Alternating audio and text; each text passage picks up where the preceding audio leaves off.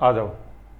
Next अपन देखते हैं chapter number 22 cabinet committees मंत्रिमंडलीय समिति। ठीक है, अब देखो इससे पहले जाने के लिए अपन को देखना पड़ेगा आर्टिकल नंबर 74। आर्टिकल 74 ये कहता है कि राष्ट्रपति की सहायता के लिए एक काउंसिल ऑफ मिनिस्टर होगी जिसका हेड पीएम होगा।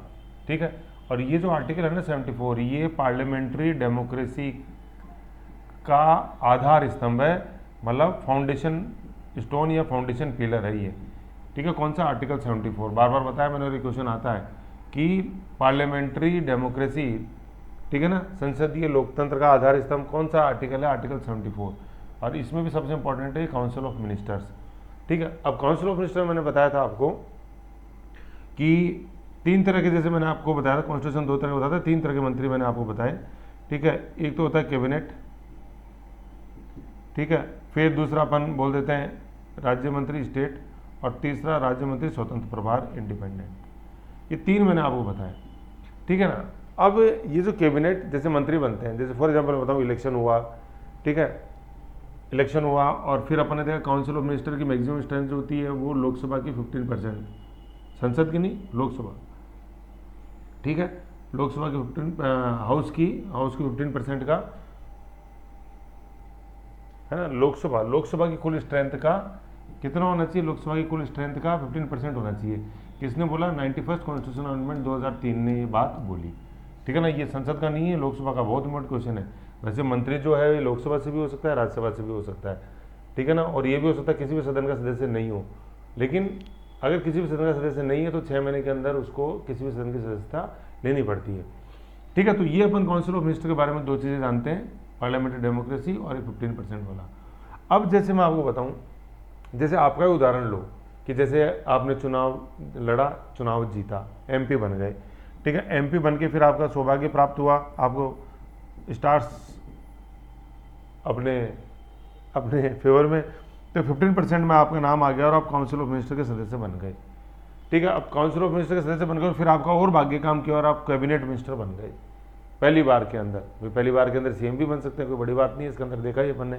तो अब आप कैबिनेट मिनिस्टर बन गए, तो आपने देखा यार मैं तो पहली बार ही तो मैं चुनाव लड़ा और पहली बार ही कैबिनेट मिनिस्टर बना, तो यार ये मंत्रिमंडल कैसे ये मैं संभालूंगा। और उसमें भी जैसे मान लो आपको फॉर एग्जाम्पल और भी नसीब अपना काम किया और आप फॉरेन मिनिस्टर बन गए या फाइनेंस मिनिस्टर बन गए।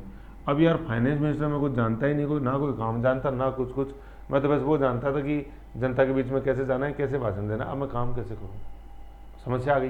तो इसी समस्या का जो सॉल्यूशन है वो है आज का अपना चैप्टर कैबिनेट कमेटी। कैबिनेट जो काम करती है ये किसके थ्रू काम करती है? कमिटीज़ के थ्रू काम करती है।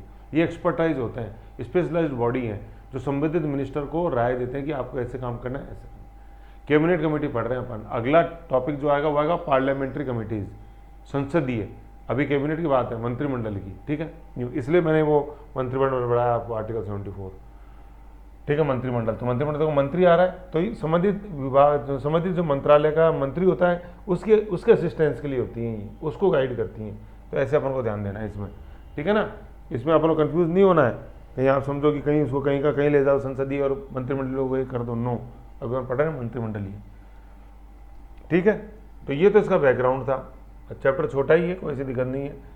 मंत्रिमंडलीय कैबिनेट विभिन्न समितियों के माध्यम से कार्य करता है। देखो मंत्रिमंडलीय कैबिनेट है ना, कैबिनेट मतलब कैबिनेट जो भी मैंने बताया 3 तरह में, कैबिनेट विभिन्न समितियों के माध्यम से काम करता है। विशेषता क्या होती है? गैर संवैधानिक संवेदानोत्तर है ये, मतलब एक्स्ट्रा कॉन्स्टिट्यूशनल है। कहना मतलब कॉन्स्टिट्यूशन में इनका मेंशन नहीं है। तो सर फिर इनका उल्लेख का है? इनका उल्लेख है rules of business. Rules of business होते हैं, ठीक है, ये रूल्स ऑफ बिजनेस की हाउस कैसे क्या चलेगा राष्ट्रपति बनाता है, ये भाग 5 में मैंने समझाया हुआ है कॉन्स्टिट्यूशन के पार्ट 5 के अंदर। ठीक है, फिर rules of conduct of houses हैं, लोकसभा के अलग हैं, राज्यसभा के अलग हैं, उनमें इसका मेंशन है, कॉन्स्टिट्यूशन में मेंशन नहीं है, इसलिए ये एक्स्ट्रा कॉन्स्टिट्यूशनल हो गई, संवैधानिक। ठीक है, फिर कितने प्रकार की होती हैं? ये 2 प्रकार की होती हैं। ये प्रकार अपन को ध्यान रखना है, क्योंकि जब अपन अगला चैप्टर पढ़ेंगे पार्लियामेंट्री कमेटी, उसमें भी ये 2 प्रकार आएंगे, स्थायी और अस्थायी। ठीक है ना, 2 प्रकार, स्थायी और अस्थायी। अस्थायी को अपन तदर्थ भी बोल देते हैं, अस्थायी। तदर्थ मतलब एडहॉक। जैसे यूनिवर्सिटी में आपने पढ़ा होगा एडहॉक फैकल्टीज होती हैं, कोर्ट में भी अपन ने पढ़ा, सुप्रीम कोर्ट में एडहॉक जजेस होते हैं कि जब जरूरत थी तब उनको बुला लिया, जब अपने को जरूरत नहीं है तो अपन ने फ्री कर दिया उनको। ये वर्ड होता है एडहॉक का। स्थायी का मतलब जैसे आप जानते हो कि परमानेंट, और ये तदर्थ एडॉक अस्थायी मतलब टेम्परेरी। ठीक है, स्थायी ये स्थायी प्रकृति के होते हैं, तदर्थ एडॉक अस्थायी प्रकृति के होते हैं, टेम्परेरी इन नेचर होते हैं। एग्जाम्पल, जैसे एडॉक का एग्जाम्पल क्या है, 1962 में चीन आक्रमण हुआ, ठीक है, और मैंने आपसे जब इमरजेंसी पढ़ाई थी तो मैंने आपको बताया था इस समय रक्षा मंत्री कौन था, तो एक बार कमेंट करके बताओ। 1962 के अंदर अपने प्रधानमंत्री का भी मैंने बताया था कि क्या उनका स्लोगन था, राष्ट्रपति का मैंने बताया था, और विदेश मंत्री का मैं बताया था, रक्षा मंत्री का बताया था, रक्षा मंत्री का, ऐसे रक्षा मंत्री, तो बताओ कौन था। और रक्षा मंत्री और राष्ट्रपति के अंदर एक वर्ड कॉमन था, तो एक बार बताओ 1962 में who was the then president, PM और अपने डिफेंस मिनिस्टर, ऐसे बताओ एक बार, है ना। इस समय अपन ने आपात स्थिति समिति बनाई चीनी आक्रमण के समय, क्योंकि स्थिति ऐसी आ गई थी, ऐसे। तो ये एडॉक का एग्जाम्पल है कि जरूरत पड़ी चीनी आक्रमण के समय, उस समय तक ये रही, जब युद्ध खत्म तो और जो इमरजेंसी लगी थी 62 में, वो युद्ध पे तो लगी ही नहीं थी, ठीक है ना। YB ऐसे बताए थे मैंने, YBAS इमरजेंसी लगने के कारण, तो युद्ध पे तो आज तक ही नहीं लगी है, बाह्य आक्रमण पे लगी है, 2 बार लगी, 62, 71, ठीक है। आंतरिक अशांति, अब सशस्त्र विद्रोह कर दिया, आंतरिक अशांति पे एक ही बार लगी है, अपने 25 जून 1975 वाली, खत्म। तो युद्ध पे तो लगी नहीं, लेकिन ये चीनी आक्रमण के समय ये बनी, और फिर जब वो खत्म हुआ इशू, तो ये कमेटी जो थी वो भी डिजोल्व हो गई, ऐसे ही एडॉक है। अब अपन देखते हैं जो दोनों प्रकार की जो है, स्थायी और अस्थायी, इन दोनों ही प्रकार की का गठनकर्ता कौन है, वेरी इंपॉर्टेंट, ये क्वेश्चन आया, ठीक है। गठनकर्ता कौन है, दोनों ही प्रकार की समिति का पीएम, प्रधानमंत्री, ठीक है। ये रूल्स ऑफ बिजनेस के अंदर लिखी हुई चीज़ की गठनकर्ता प्रधानमंत्री होगा, समझ गए। फिर सदस्य संख्या भिन्न भिन्न होती है, किसी में कैसी, किसी में कैसी, अभी अपन नीचे देखेंगे। तो जैसे यहाँ मैंने बता रखा है कि कैबिनेट कमेटीज की संख्या अभी वर्तमान के अंदर 8 है, तो सबकी सदस्यता अलग अलग है, कॉमन नहीं है। फिर प्रमुख कौन होता है, या तो पीएम, प्रमुख का मतलब इसका हेड कौन हेड कौन होता है, अध्यक्ष कौन होता है, पीएम या वरिष्ठ मंत्री वरिष्ठ मंत्री। लेकिन अगर पीएम उस कमेटी के अंदर है तो ऑब्वियसली बात है पीएम ही उसके हेड होंगे है ना। बट पीएम एक मेंबर है उस कमेटी का, तो भाई पीएम को लांग के कौन जा सकता है यार, है ना। और पीएम अगर नहीं है, भाई पीएम तो एक ही कमेटी का बनेगा, पीएम अगर नहीं है तो फिर वो वरिष्ठ मंत्री जो है वो उस कमेटी का हेड होता है। और गठनकर्ता कौन होता है सभी का, पीएम। और अध्यक्ष कौन, या तो पीएम या वरिष्ठ मंत्री। पीएम कब होगा, जब पीएम उस कमेटी का मेंबर है। तो फिर कार्य क्या है, समस्या का हल या निर्णय लेना समस्या के संबंध में, जैसे चीनी आक्रमण मैंने बताया वैसे समस्या।